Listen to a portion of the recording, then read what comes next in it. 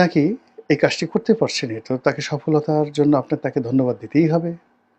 এবং একই সঙ্গে তিনি জনগণ, একই সঙ্গে তিনি তার বন্ধু, একই সঙ্গে তিনি তার শত্রু এবং একই সঙ্গে তিনি তার যে বাংলাদেশের রাষ্ট্র, সেই রাষ্ট্র তিনি পরিচালনা করছেন।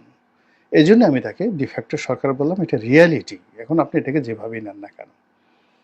তো সেই পিনাকি ভট্টাচার্য অতি সম্প্রতি হয়তো তার পরামর্শেই আওয়ামী লীগ নিষিদ্ধ হয়েছে।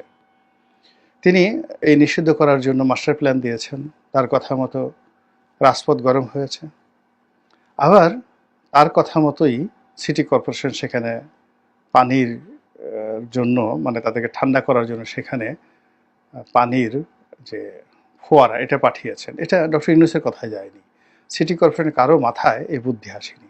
এই বুদ্ধি পিনাকি সাহেবই দিয়েছেন। বুদ্ধি তো না, তিনি নির্দেশ দিয়েছেন সিটি কর্পোরেশনকে, যে আমার ছেলেরা ওখানে দাঁড়িয়ে আছে, তাদের গরমে কষ্ট হচ্ছে, তাদের উপর পানি বর্ষণ করো। এবং তারা আব্বা আব্বা করে সেখানে গেছেন, করছেন। সিটি কর্পোরেশন কোনো নেতা বা কর্তা যদি বুকের পাটা থাকে, তিনি বলুক যে না, আমি কারো বুদ্ধিতে পরামর্শ করিনি, আমি নিজে স্বপ্রণোদিত হয়ে ছাত্রদেরকে এই কাজটা করেছি, তাহলে আমি সরি বলবো। আবার ওয়াসার যারা কর্তা ব্যক্তি, তারা তাদেরকে বিশুদ্ধ পানি খাওয়ানোর জন্য সেখানে ব্যবস্থা করেছেন। এও এখানে পিনাকির বুদ্ধিতে তারা করেছেন, তারা ডক্টর ইউনূসের বুদ্ধিতে এটা কাজটা করেননি, বা মেট্রোপলিটন পুলিশ কমিশনার বুদ্ধিতে এই কাজটা করেননি। তারপর আবার সেই যে রাস্তা বন্ধ হলো, এখন এই দাবি আদায়ের জন্য যেভাবে ঢাকা রাস্তায় ব্যারিকেড তৈরি করা হয়েছে, এটা আসলে কখনোই হয়নি। এই প্রথম আমি দেখলাম যে একটা ব্যতিক্রমধর্মী ব্যারিকেড তৈরি হয়েছে, এটাও পিনাকি সাহেবের বুদ্ধিতে হয়েছে। তারপর এই দাবি যেভাবে সরকার মেনে নিয়েছে, গভীর রাতে বৈঠক করে, এখানেও পিনাকির ভূমিকা আছে, নিঃসন্দেহে তার ভূমিকা আছে। পিনাকিকে এখন আসিফ নজরুল সাহেব যদি বলেন যে কিসের পিনাকি, ঘোড়ার ডিম, আমি নিজের সিদ্ধান্ত নিয়েছি।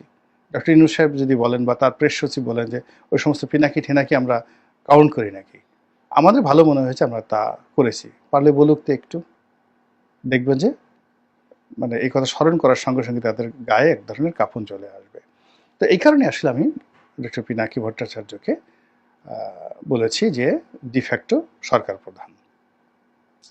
তো তিনি এই বিজয় অর্জনে ভীষণ রকম খুশি, এবং তিনি এই বিজয়ের জন্য বিএনপি যে তাকে সহযোগিতা করেনি, তার হুকুম মান্য করেনি, এজন্য বিএনপির কপালে দুর্ভোগ আছে, দুর্দশা আছে, এবং তিনি বিএনপি যে রাম ধরা খাবে এবং শেষ হয়ে যাবে, এটা তিনি ভবিষ্যৎবাণী করে দিয়েছেন। 2026 সনে, অর্থাৎ আগামী বছর, এই 6 মাস পরে বিএনপির আর কোনো অস্তিত্ব থাকবে না, সে কথা তিনি বলে দিয়েছেন।